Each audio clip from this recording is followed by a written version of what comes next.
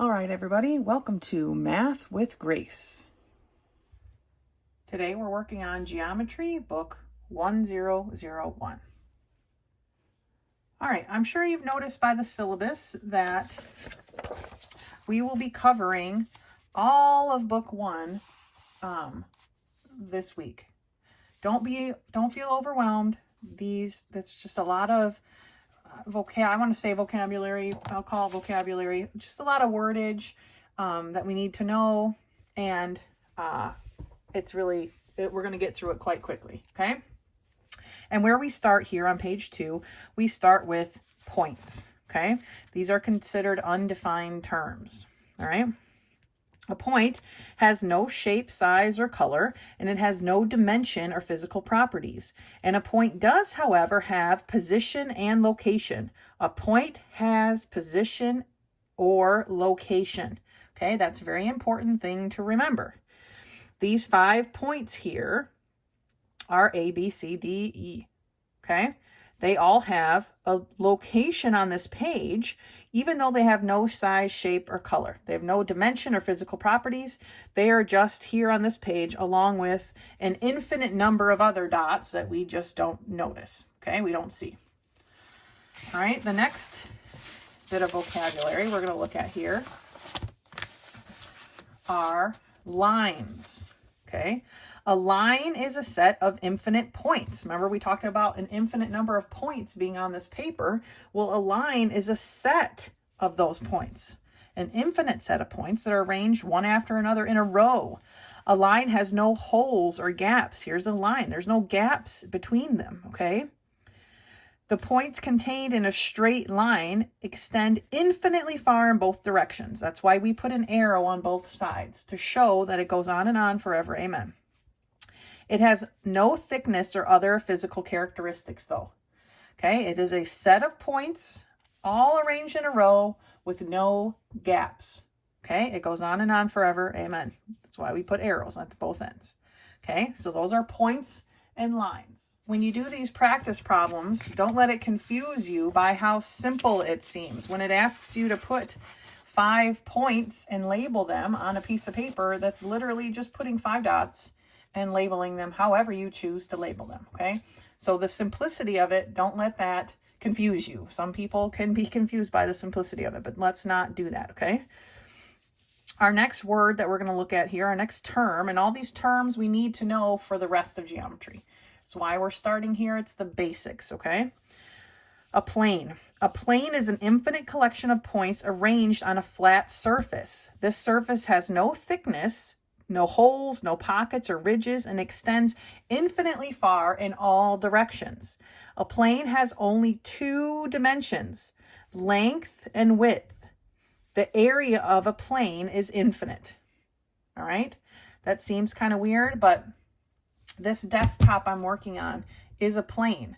Think of it as an infinite number of points, except my plane does have a length and a width, okay, because it's my desktop, or the top of a book, or a piece of paper, or a wall in your living room is a plane, right? It is a collection of points all on a flat surface, all right? That is a plane. Think of it in those terms.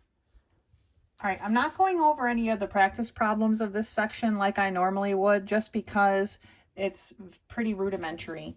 If you do feel like you're having some confusion about them, please let me know. Otherwise, read the directions. If it seems like they're asking for an answer that's too simple, it's probably really just all they're asking for, okay? I'm looking here now on self-test 1, okay? Figure 6 is a picture of this lady, okay? When they're talking about this figure and they want you to use undefined terms to tell which is a model is represented here, they're talking about her freckles.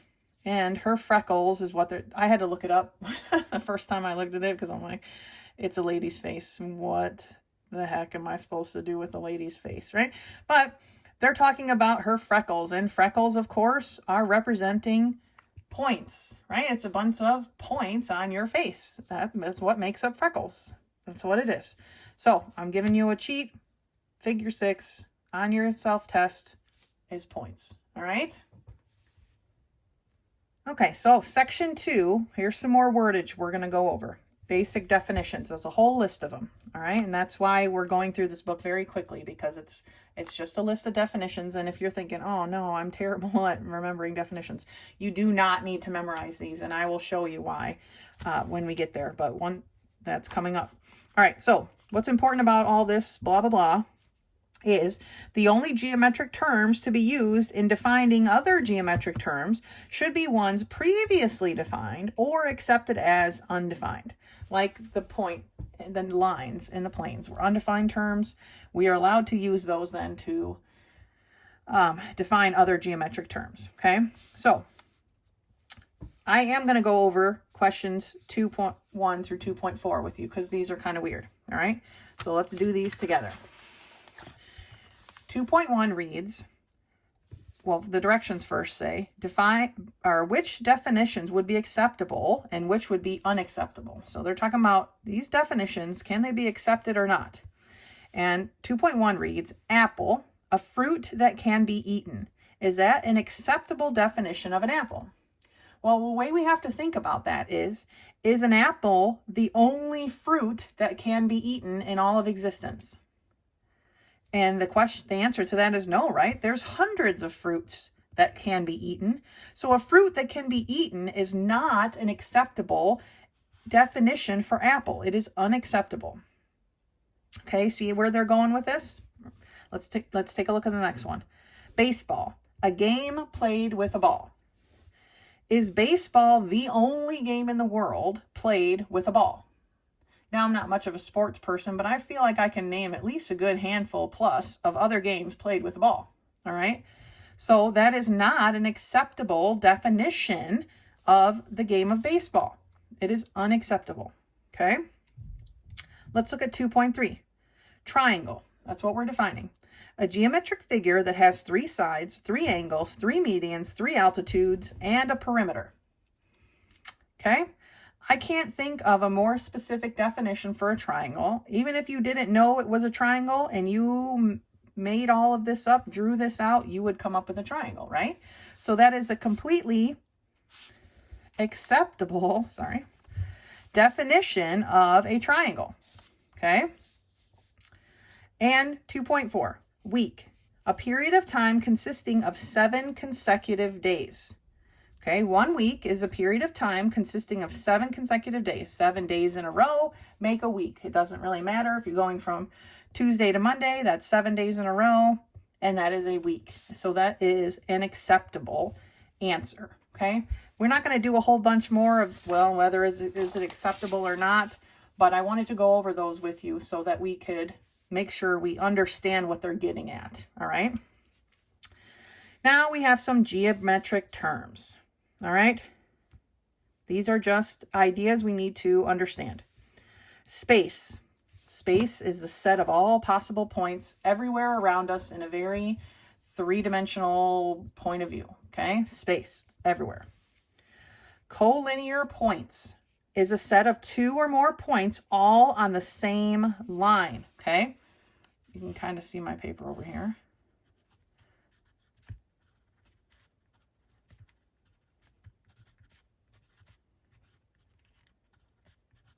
Okay, A, D, and F are collinear points.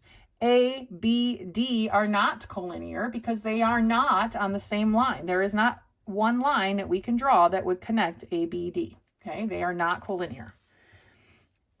Coplanar points are a set of 2 or more points all on the same plane. Okay, so if we think of, I'm not the best at drawing planes, so bear with me, 3-dimensional things.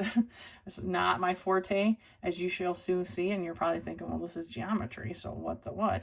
But I do the best I can.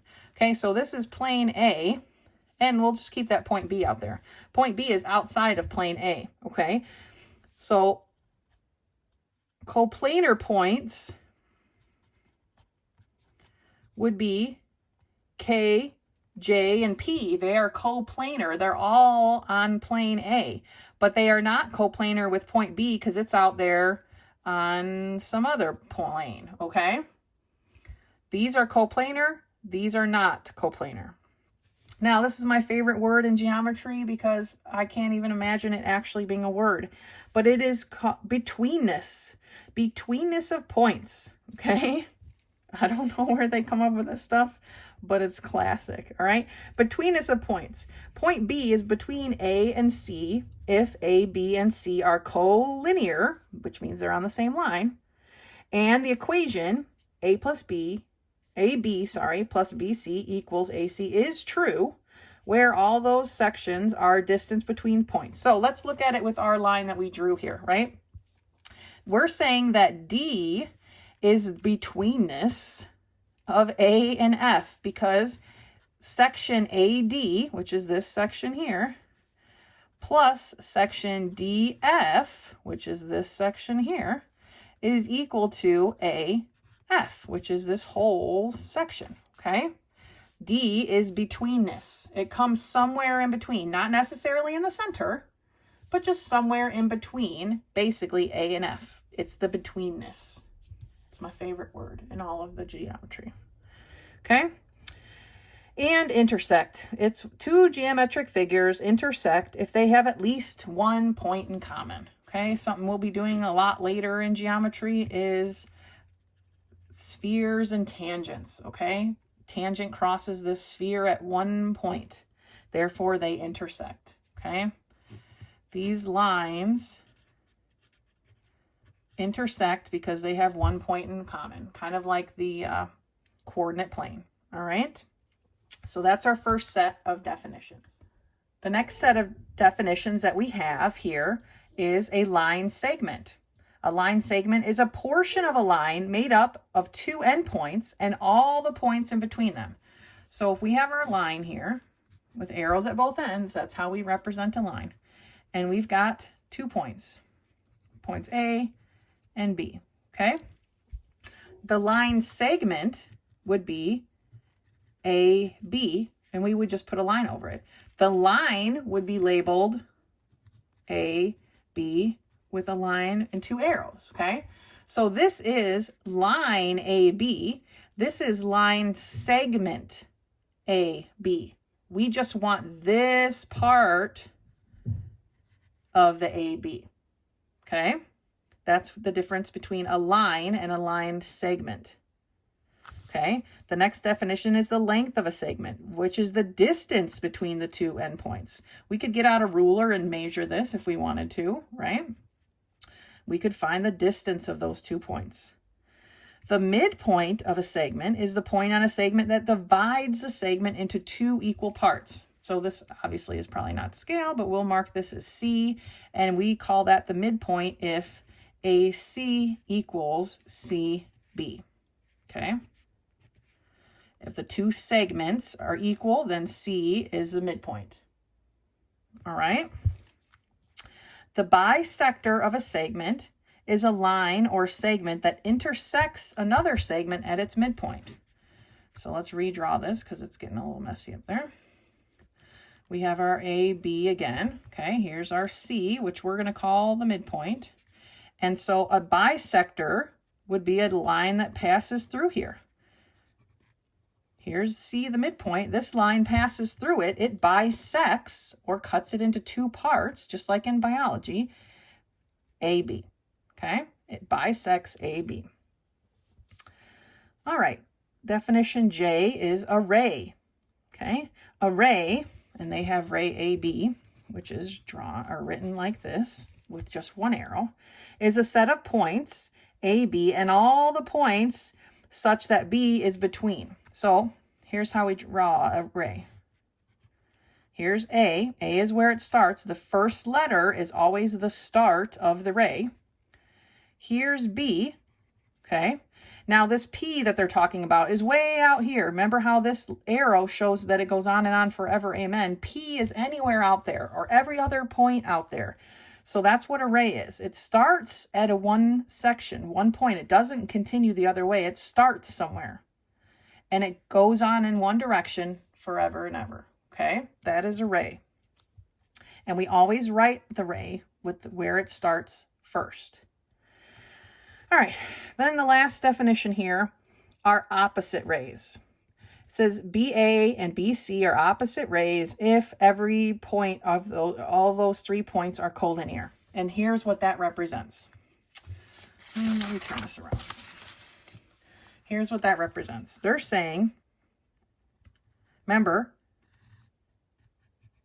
we always start our ray where it starts. So BA, okay, looks like this. B being the place that it starts. BC looks like this. They are opposite rays because A, B, C are all collinear. They're all on the same line. So this forms an opposite ray. Ray starts here, goes towards BA, this one BC. All right? Now, I mentioned that these things don't necessarily have to be memorized, and here's why. If you turn to page 35 in your book, you'll see a page that says definition. You've got the appendix too, but I'm not worried about that. You've got your definitions, and if you turn it over, you've got postulates and theorems. We're about to talk about our postulates and theorems right now. But this page, which is usually the very last page of the book, has your definitions and your postulates and your theorems. Feel free to tear this page out and keep it in a special book. If you're not good at that, maybe you need to leave it in this book. But you can make a binder with these pages in them and use them on every self-test and regular test that exists in this semester, in this whole curriculum, okay? I don't care for you to memorize every postulate and theorem that we learn. I want to know that you know how to use them properly, okay? So feel free to tear these pages out, keep them in a special binder so that you can look back to them anytime you need. All right, that takes us to section 3, which is geometric statements, okay? Provable statements are called theorems. A theorem is a statement that can be proven, okay? Unproved statements are called postulates because they're so simple and fundamental that they are given without proof. We accept them without proof, and those are called postulates. Things that need to be proved, theorems. Things that we accept without proof, postulates. All right, and then here, down here on the page more, it's got the definition. Definition, postulate, a statement accepted without proof. And here are our first postulates of geometry. All right, there will be many, many, many more. All right, these are the first ones that we're going to look at. Number 1, a line contains at least 2 points. A plane contains at least 3 points, not all on one line, okay?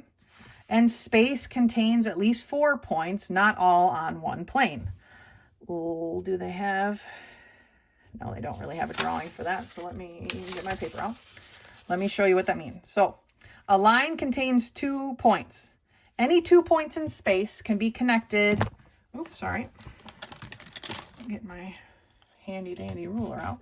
Can be connected with a line. And I don't know if you guys can hear those dogs barking, but they are driving me nuts today. Okay? Any 2 points in space can make a line. Then it says a plane contains at least 3 points, not all on one line. So if we have a plane here, we want 3 points, but not all on the same line, okay? We can't make one line out of these points because it would have to bend, and lines don't ever bend. They always go straight, okay? So here is a plane. Then it says space contains at least 4 points, 3 of which are on a plane, but not the 4th, okay? Not all in one plane. Technically, we could have 2 planes here. But let's just say this plane is over here like that, okay?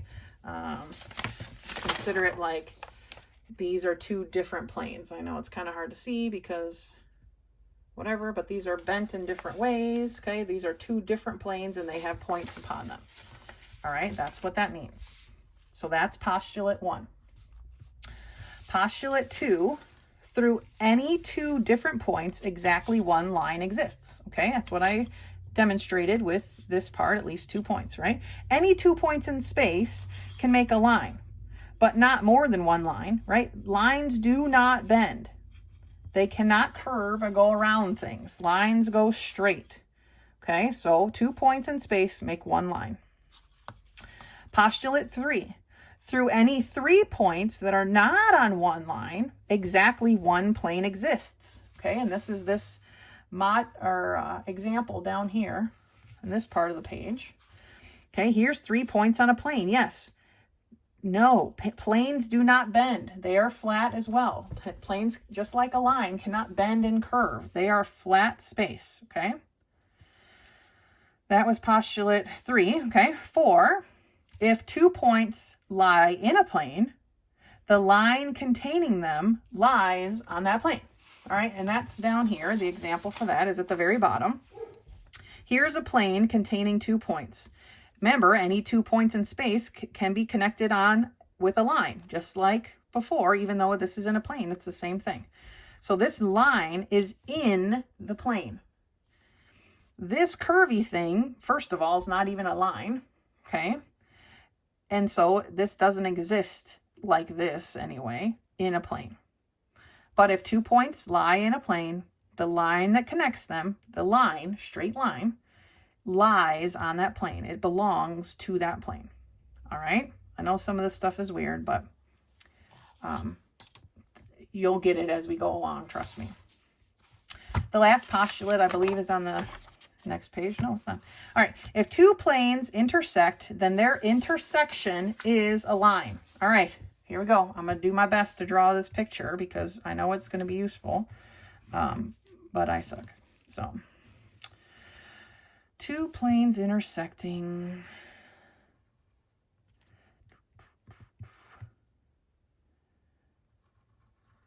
A place where they intersect. Remember, the dotted lines now are behind, and the solid lines come out in front. And this looks terrible. Oh my gosh. I need to practice. It's been a while since I've done me some geometrical shapes here. All right, so this is 2 planes coming together. Oh, here's my little pieces of paper from my cat video. Okay, they're crossing like this, basically. Can you see my ill representation of this? Where they cross forms a line. That's this wiggly thing right here. Okay, where these 2 planes cross, if I could cut this piece of paper to actually do that. Let's see how well I can do this here. And please, if this helps you to make geometric shapes really like 3-dimensional, please feel free to do so because I know it's useful. Okay, so now see how these planes cross? And the place that they cross is a line. Okay, that little crease right there where they cross is a line. Any 2 planes intersect, their intersection is a line. All right. Not very good at drawing it, but that worked out better, I think. All right, those are our postulates, 1 through 5. Now, the next section here should be, we're on page 19, should be a little bit of review, okay? These are axioms in algebra. It's the same as a postulate in geometry. Remember, an axiom is something we know to be true, okay? So that is the same thing as a postulate. A lot of these are review from algebra, okay? Here are postulates of addition. It's called closure. The sum of a plus b is a real number, okay? And again, you just gotta look at these. I'm not asking you to memorize them this week. I know it's gonna be hard getting back in the schedule of things anyway. So, but we'll be using these a lot, so it's a good thing to review, okay? Commutative property of addition is a plus b is the same as b plus a. It doesn't matter what order you add them in, okay? You're going to come up with the same answer. That's commutative property. All right, then we have associative property. Here we have groups. A and B is grouped together, and then we're adding C. That's the same as if we added A to a group, the group BC. Okay, here B is hanging out with A. Here, B is hanging out with C. We're adding all of them together, so the grouping doesn't matter. That's associative property. All right. Additive identity, What can we add to a number and keep that number the same? Well, we can add a 0, right? 0 added to any number is still that number. 1 plus 0 is 1. 10 plus 0 is 10. 1,000, you get the idea, okay? Any number added to 0 is still that number. That is its identity, okay? And then the additive inverse property or postulate of addition is adding the opposite or the inverse, okay? A plus negative A equals 0. Now we're trying to get 0, all right? 7 plus negative 7 is 0. 8 plus negative 8 is 0, okay? Additive inverse, we're trying to get 0 as our answer, okay? Postulates of multiplication are very similar to the postulates of addition, except we're multiplying this time. Closure, the product of AB is a real number. Couldn't be simpler, okay? Commutative property. A times B is the same as B times A, okay? See how similar it is? It doesn't matter what order you multiply them, you're going to get the same answer. Associative, again, we've got our groups. A times B, okay, parentheses, times C, is the same as A times the group BC. Okay, it doesn't matter which ones are grouped together, they're all being multiplied, they'll get the same answer. Multiplicative identity means, again, it's just like this additive identity, except we're multiplying. How can we multiply a number by something and continue to get that number? It has to be a 1, right? Any number times 1 is itself. So A times 1 is A. That's what we're trying to get. Keep our A. 8 times 1 is 8. 12 times 1 is 12. Okay, multiplicative identity. Then the multiplicative inverse, it's also called the reciprocal. Now our goal is to get a 1. So A times 1 over A is going to give us a 1. 7 times 1 over 7, okay, that equals 7 over 7, right, which equals 1. So we're multiplying by the reciprocal so that we end up with a 1. All right, and then we have the distributive property. And if you've taken algebra, which I know you guys have, then you should be very comfortable with the distributive property. A times the group B plus C equals A times B plus A times C. We're distributing the A, has to be multiplied by every part inside of the parentheses. Okay, that's the distributive property. All right, let's look at some of these problems over here then. 317. 5 times 1 equals 5. So what postulate, which is, they're all on the page that we just talked about, is this one? Well, this is the multiplicative identity, right? We're multiplying by 1 so that our identity stays the same. How about 18? 3 plus 2 equals 2 plus 3. All right, so it doesn't matter what order these things are added together in, right? So this is the commutative addition. Okay, commutative addition. It doesn't matter what order we add them in, we're going to get the same answer. Now here we have 2 times the group x plus 3 equals 2x plus 6. All right, so what did we do? What process did we do here? Okay, we distributed. We used the distributive property. We distributed 2 throughout that group of parentheses, right? We multiplied it by each part. All right, let's do 320. 25 plus 0 equals 25. Okay, so we started with a number and we ended with that same number. It's the additive identity. We wanted the identity of 25. To get that, we add 0. Can't add anything to it. Okay. 321. What about x plus, or 5 plus negative 5 equals 0? What are we doing there? Well, there we're doing the additive inverse, right? We're adding the inverse of 5, which is negative 5, to get a 0. Okay, good. What about 322? 2/3 times 3/3 equals 6/9. Okay, what do you think we're doing there? Well, we're doing the multiplicative identity. If we go back and look, we can see that the multiplicative identity is being multiplied by 1. So while this one doesn't look like it fits the bill, what is 3 over 3? 3 over 3 is 1. So technically our 6/9 can be reduced back to 2/3, okay? Don't get confused by those types of problems. This is the multiplicative identity. 6 plus 0 equals 6. Okay, I feel like we've done this one before because we have the additive identity. All right, 324. 6 times 12 equals 12 times 6. It doesn't matter what order we multiply them in because it is the commutative multiplication. Okay, commutative multiplication. All right, 25. 3x plus 3 is equal to 3 times the quantity x plus 1. All right, what process did we do here?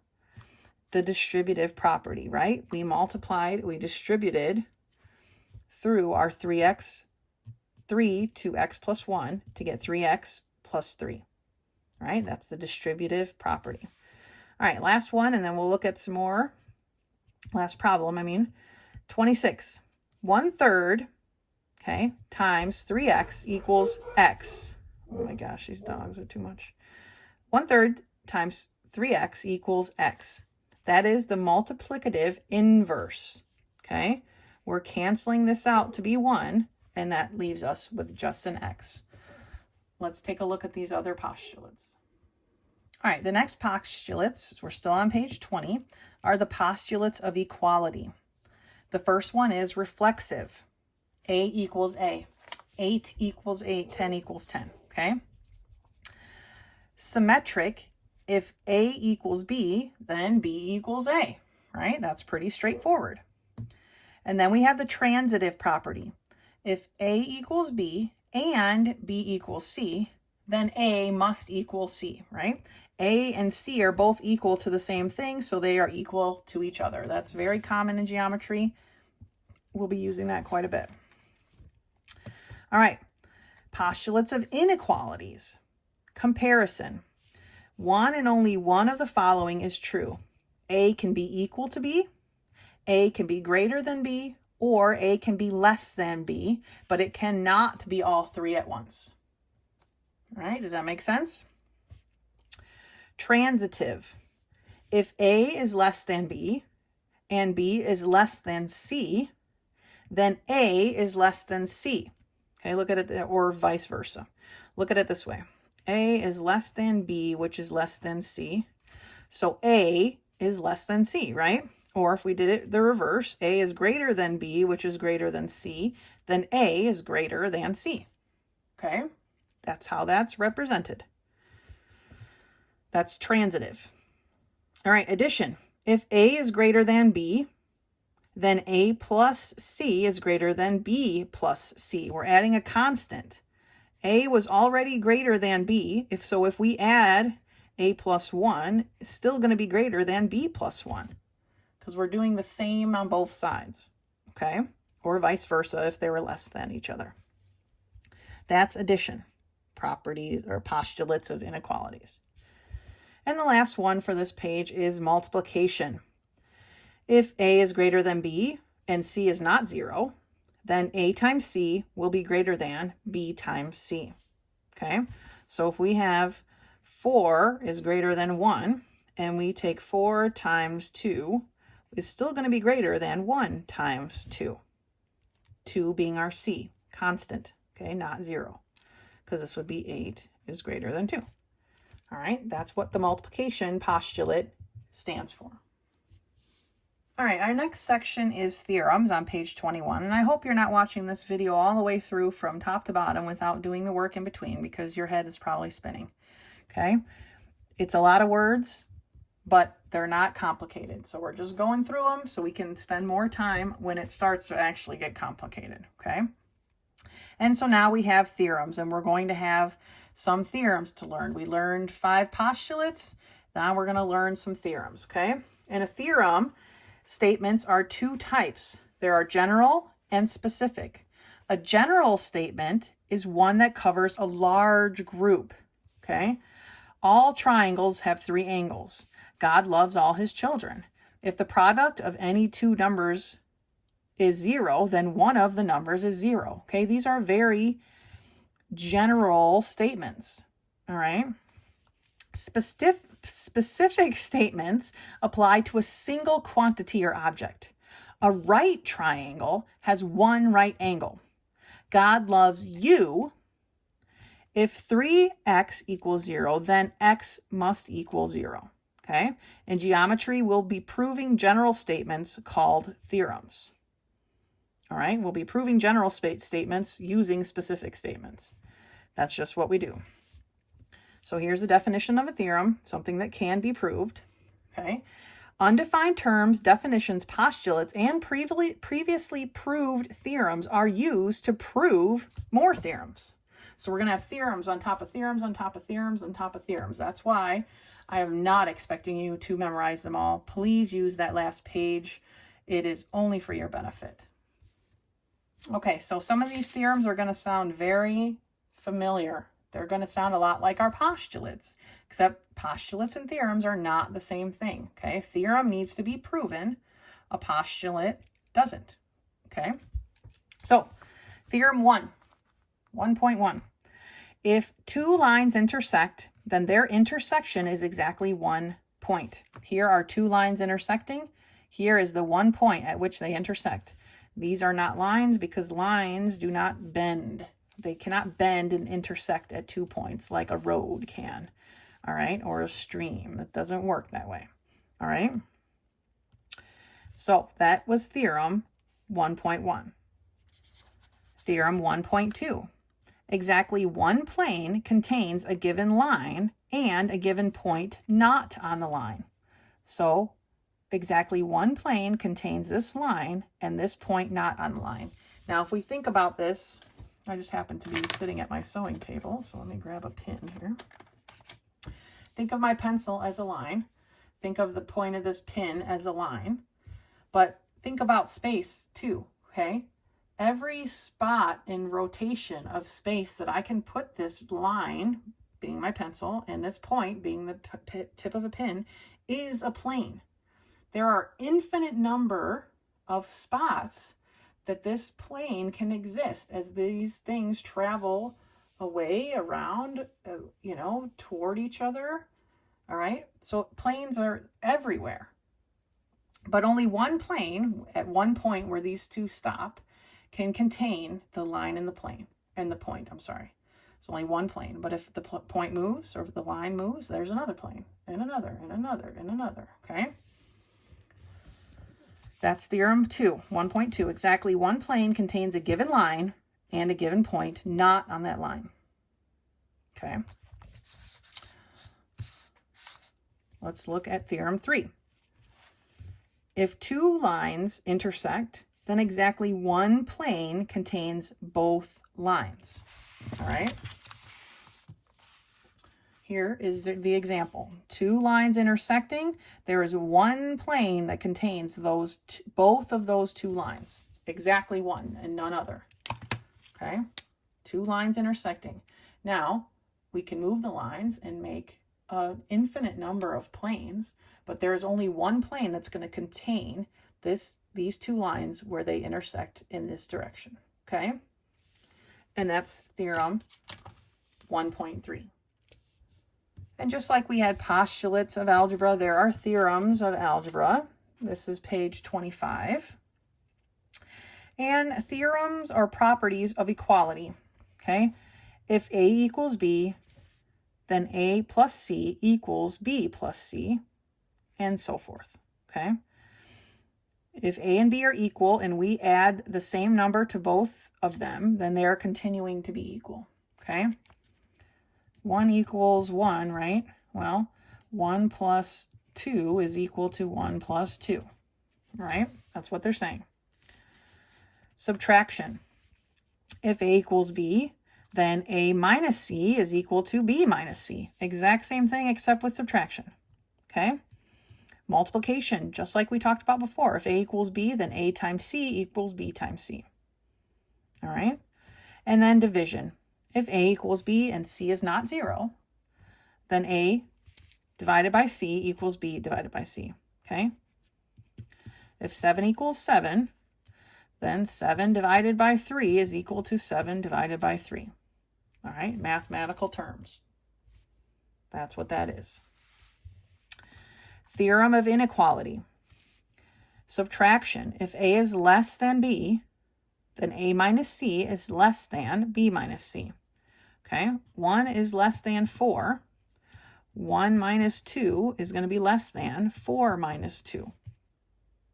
All right, because this would be -1 less than 2. C is a constant. For division, if A is less than B and C is not 0, then A divided by C is going to be less than B divided by C. Okay, and vice versa if they're greater than each other. Okay, so if we have, let's see, 7 is less than 9, right? Okay, then 7 divided by 5 is going to be less than 9 divided by 5. All right? Just like our last theorem, our postulates of inequality, these are very similar, except these are theorems. All right? And now we have substitution, which we've done a lot in algebra, so this should not be something new. If A equals B, A may be replaced by B and B by A in any equation inequality. Think of it this way. 2x plus 4. And the instructions say x equals 2. You substitute that 2 in there so that you've got 2 times 2 plus 4, right? And you find the answer. You substituted 2 for x because you know that they are equal. That's what this is. All right. Then the zero product. If A times B equals 0, then one of them have to be 0, right? A has to be 0, B has to be 0, or they can both be 0, but one of them has to be 0. That's going to be it for instructions on this book.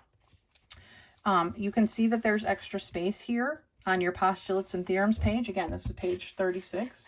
Okay, you can't see it, but there's extra space. Feel free, if it helps for you to draw what they're talking about here, feel free to use this space to draw in what represents theorem 1 or theorem 2 from those pages that we just went over. Okay, these you can use on every self-test or test that are in this entire geometry curriculum. So please do that. It's only for your benefit.